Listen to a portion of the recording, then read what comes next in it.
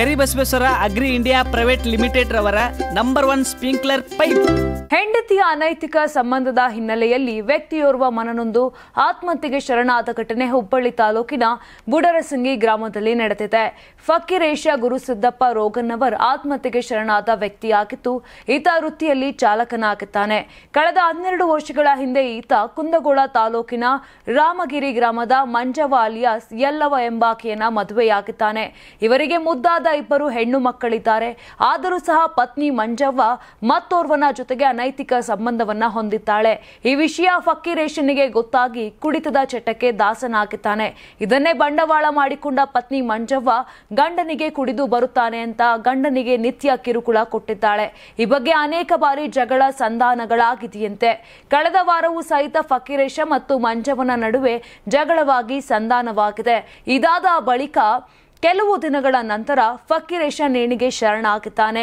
ಇದೀಗ ಮೃತನ ಕುಟುಂಬಸ್ಥರು ತನ್ನ ಮಗನ ಸಾವಿಗೆ ಆತನ ಪತ್ನಿ ಮಂಜವ್ವ, ಅತ್ತೆ ಸಿದ್ದವ್ವ, ಮಾವ ಹವಳೆಪ್ಪ ನೇರ ಕಾರಣ. ಅವರ ಕಿರುಕುಳ ಹಾಗೂ ಹೆಂಡತಿಯ ಅನೈತಿಕ ಸಂಬಂಧಕ್ಕೆ ಮನನೊಂದು ಆತ್ಮಹತ್ಯೆ ಮಾಡಿಕೊಂಡಿದ್ದಾನೆ. ನಮ್ಮ ಮಗನ ಸಾವಿಗೆ ನ್ಯಾಯ ಕೊಡಿಸಬೇಕೆಂದು ಆಗ್ರಹಿಸಿದ್ದಾರೆ. ಸದ್ಯ ಸ್ಥಳಕ್ಕೆ ಹುಬ್ಬಳ್ಳಿ ಗ್ರಾಮೀಣ ಪೊಲೀಸರು ಭೇಟಿ ಕೊಟ್ಟಿದ್ದು, ಮೃತನ ಶವವನ್ನ ಕಿಮ್ಸ್ಗೆ ರವಾನಿಸಿ ಮುಂದಿನ ಕಾನೂನು ಕ್ರಮ ಕೈಗೊಂಡಿದ್ದಾರೆ.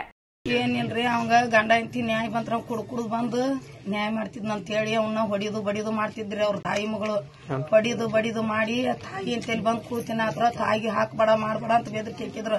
ಈ ಮನಿಲಿಂದ ಆ ಮನಿಗೆ ಹೋದ್ರು. ನಾನು ಅಷ್ಟೂರ್ಗೆ ಹೇಳ್ಕೊಂಡು ಫೋನ್ ಹಚ್ಚಿ ಬ್ಯಾಡಪ್ಪ ಗಂಡಲ್ಲೇ ಹೆಂತಿಲ್ಲೇ ಬ್ಯಾಡ ಫೋನ್ ಹಚ್ಚಿ ಅವ್ರು ಕೂಡಿಸ್ರಿ ಅಂದೆ.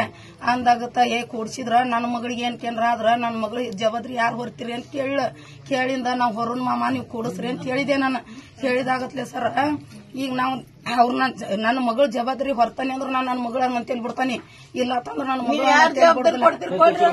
ಬಿಡೋದಿಲ್ಲ ನಾನು ಅಂತಂದಳ್ರಿ. ಅಂದಿಂದ ಆತ್ ತಗೋಂಗಾರ ಅಂತಂದು ಹಿರಿಯಾರ್ ಕುಡಿಸಿ ಬಂದ್ರಿ. ಅವ್ ಹೋಗಿಂದ ನೀನ್ ಏನಾರ ಕುಡೋದು ಬಂದಿ ಅಂದ್ರೆ ನೀನ್ ಎದಿ ಒದ್ಯಾರ ನಾವು, ನೀನ್ ಜಾಡ್ಸಿ ಒದ್ಯಾರ ನಾವು, ನೀನ್ ಹೊಡಿಯಾರ ನಾವು ಹಿರಿಯಾರ್ದಾಗ ಹೇಳ್ಯಾರ್ರಿ ಇವ್ರು. ಹೇಳಿ ಅವ್ನ ಜೀವ ಬೆದರಿಕೆ ಹಾಕಿ ನೀನು ಒಟ್ಟು ನೀನು ತೆಗಿತೇವ್ ನಾವು ಅನ್ನೋ ಹೆದರಿಕೆ ಹೇಳ್ಯಾರ್ರಿ ಇವ್ರು. ಹೇಳಿಂದ ಅಲ್ಲಿ ದುಡ್ಯಾಕ್ ಹೋಗೋಲಿ ಸತ್ಯ ಫೋನ್ ಹಚ್ಚಿ ಹೇಳ್ಯಾರ್ರಿ ಇವ್ರು. ಹಿಂಗ್ ಕುಡಿತಾನವ ಗಾಡಿಗೆ ಹತ್ತರ್ಸ್ಕೋಬೇಡ್ರಿ, ಕುಡಿತಾನ ಗಾಡಿಗೆ ಹತ್ತರ್ಸ್ಕೋಬೇಡ್ರಿ ಅಂತ ಹೇಳಿ ಇಷ್ಟೆಲ್ಲ ಮಾಡಿ ಅವ್ನ ಜೀವ ಬೆದರಿಕೆ ಬಾಳ್ ಹಾಕ್ಯಾರ್ರಿ ಅವ್ನ. ಅದಕ್ಕೆ ಇವತ್ತು ಇದು ಹೌದ್ರಿ.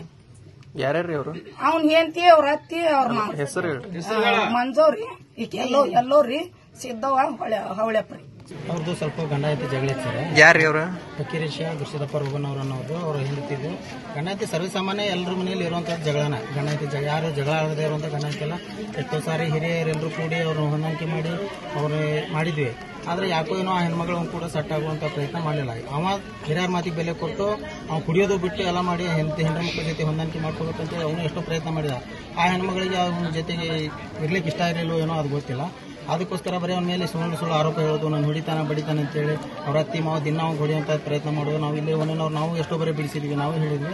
ಆದ್ರೆ ಅವರು ತಮ್ಮ ಕೃತ್ಯನ ಬಿಡಲೆಲ್ಲ ಹೊಳ್ಳಿ ಇಲ್ಲೆಲ್ಲ ಮನೆಗೆ ಬಿಟ್ಬಿಟ್ಟು ಅವ್ರ ತಂದೆ ತಾಯಿ ಹೆದರಿ ಅವ್ರ ಅಕ್ಕರ ಮನೆಗೆ ಹೋಗಿ ಬಿಡದವ ಕಂಜನದೊಳಗೆ ಕಲ್ಕಟ್ಟಿ ತಾಲೂಕು. ಅಲ್ಲಿದ ಮತ್ತೆ ಎಲ್ಲ ಹಿರಿಯರು ಕೂಡಿ ನಾವು ಇರೆಲ್ಲರೂ ಹಿರಿಯರು ಕೂಡಿ ಕರ್ಕೊಂಡ್ಬಂದು ಹೆಣ್ಣು ಮಕ್ಕಳು ಚೆಂದಾಗಿರ್ಲಿ ಅಂತೇಳಿ ಅಲ್ಲಿ ಇಡಿಸಿದ್ವಿ. ಆದ್ರೂ ಕೂಡ ಅವ್ರು ಮತ್ತು ದಿನನಿತ್ಯ ಕಿರುಕುಳ ಕೊಡೋದು, ಅವ್ನು ಕುಡಿತಾನಂತೆ, ಕುಡಿದೇ ಇದ್ರು ಕೂಡ ಕುಡಿತಾನಂತೆ ಹೊಡೆಯೋದಂತ. ಯಾಕೆ ಕುಡಿತಿದ್ರಿ? ಯಾಕೆ ಹಂಗ್ ಮಾಡ್ತಾರೆ?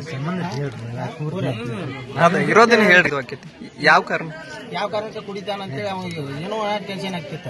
ಏನೋ ಅವನ ಟೆನ್ಷನ್ ಆಗೋದ್ರಿಂದ ಅವಂಗ ಮನ್ಯಾಗ ಹೆಂಡತಿ ಟೆನ್ಷನ್, ಹೆಂಡತಿ ನನ್ನ ಜೊತೆ ಸರಿಯಾಗಿಲ್ಲ, ಸರಿಯಾಗಿ ನನ್ನ ಜೊತೆ ಬರಿತಾ ಇಲ್ಲ ಅನ್ನೋ ಒಂದು ನಿಟ್ಟಿನೊಳಗ ಅವ ಆದ ಟೆನ್ಷನ್ ಕುಡಿತಿದ್ದ. ಅದನ್ನ ಅವ್ರು ದೊಡ್ಡ ಹೈಲೈಟ್ ಮಾಡಿ ಜನರಿಗೆಲ್ಲ ಬಿಂಬಿಸುವಂತ ಇದು ಮಾಡಿದ್ರು, ಬಿಂಬಿಸುವಂತ ಪ್ರಯತ್ನ ಮಾಡ್ತಿದ್ರು. ಪೊಲೀಸ್ನವ್ರು ತನಿಖೆ ಮಾಡಿ ಕಂಡು ಹಿಡಿಬೇಕಂತ ನಾವು ಹೇಳ್ಕೊತೀವಿ. ಅಲ್ಲ, ಪೊಲೀಸ್ನವ್ರು ಸರಿಯಾದ ತನಿಖೆ ಮಾಡಬೇಕು.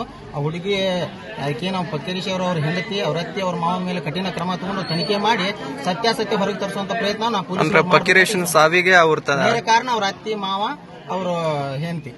ತುಂಬಾ ದಪ್ಪ ಇದ್ದೀರಾ, ಅದರಲ್ಲೂ ಯಾವುದೇ ಸೈಡ್ ಎಫೆಕ್ಟ್ ಇಂದ ಸಣ್ಣ ಆಗ್ಬೇಕಾ? ಎಷ್ಟೋ ಜನ ಹೇಳ್ತಾ ಇದ್ರಿ, ಸರ್ ನಾನು ಜಿಮ್ಗೆ ಹೋಗ್ತಾ ಇದ್ದೀನಿ ಆದ್ರೂ ಸಣ್ಣ ಆಗ್ತಾ ಇಲ್ಲ ಸರ್, ವರ್ಕೌಟ್ ಮಾಡ್ತಾ ಇದ್ದೀನಿ ಆದ್ರೂ ಸಣ್ಣ ಆಗ್ತಾ ಇಲ್ಲ ಅಂತ ಹೇಳ್ತಾ ಇದ್ರಲ್ಲ. 100% ಯಾವ ಜಿಮ್ಗೂ ಹೋಗ್ದಂಗೆ ವರ್ಕೌಟು ಮಾಡ್ದಂಗೆ ನೀವು ಸಣ್ಣ ಆಗ್ಬೋದು. ಪ್ರತಿದಿನ ಬೆಳಿಗ್ಗೆ ಸಂಜೆ 2 ಟೈಮ್ ನಮ್ಮ ಜೀನಿ ಸ್ಲಿಮ್ ನ ಯೂಸ್ ಮಾಡಿ ಯಾವುದೇ ಸೈಡ್ ಎಫೆಕ್ಟ್ ಇಲ್ದಂಗೆ ನೀವು ಸಣ್ಣ ಆಗ್ತೀರಾ. ಯಾಕೆಂದ್ರೆ ಜೀನಿ ಸ್ಲಿಮ್ ಒಂದು ಉತ್ತಮ ಆಹಾರ. ದೇಹದಲ್ಲಿ ಬ್ಯಾಡ್ ಕೊಲೆಸ್ಟ್ರಾಲ್ ಜಾಸ್ತಿ ಆದಾಗ ಹಾರ್ಟ್ ಅಟ್ಯಾಕ್ ಆಗೋ ಚಾನ್ಸಸ್ ಜಾಸ್ತಿ. ಇತ್ತೀಚೆಗಂತೂ ಸಿಕ್ಕಾಪಟ್ಟೆ ನ್ಯೂಸ್ನ ಕೇಳ್ತಾನೆ ಇದ್ದೀವಿ. ಸೊ ಬ್ಯಾಡ್ ಕೊಲೆಸ್ಟ್ರಾಲ್ನ ಕಮ್ಮಿ ಮಾಡೋದಕ್ಕೆ ಉತ್ತಮವಾದ ಆಹಾರ ತುಂಬ ಇಂಪಾರ್ಟೆಂಟು. ಜೀನಿ ಸ್ಲಿಮ್ ಯೂಸ್ ಮಾಡಿ. ಕರೆಕ್ಟ್. ಜೀನಿ ಸ್ಲಿಮ್ನಲ್ಲಿ ಇರುವಂತಹ ಎಷ್ಟೋ ಆಹಾರ ಧಾನ್ಯಗಳು ಕೊಲೆಸ್ಟ್ರಾಲ್ ಲೆವೆಲ್ನ ಕಮ್ಮಿ ಮಾಡೋದಕ್ಕೆ ಹೆಲ್ಪ್ಫುಲ್ ಆಗುತ್ತೆ. ಸೊ ಹೆಲ್ದಿ ಆಗಿರಿ, ಜೀನಿ ಸ್ಲಿಮ್ನ ಯೂಸ್ ಮಾಡಿ. Karibasaveshwara agri India private limited ರವರ ನಂಬರ್ 1 ಸ್ಪ್ರಿಂಕ್ಲರ್ ಪೈಪ್